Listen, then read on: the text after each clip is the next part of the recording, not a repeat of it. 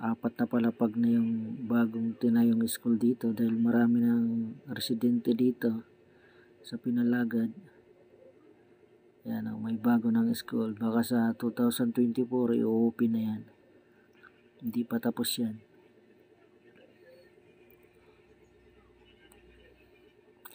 May parada ng tricycle kasi malayo ito sa MacArthur Highway.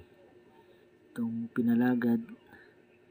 Guys, sobrang taas ito yung iglesia dati. Dahil tinaasan tong kalsada, napakababa na yung bumaba na yung lugar. Mababa na siya. Pag umulan, binaba.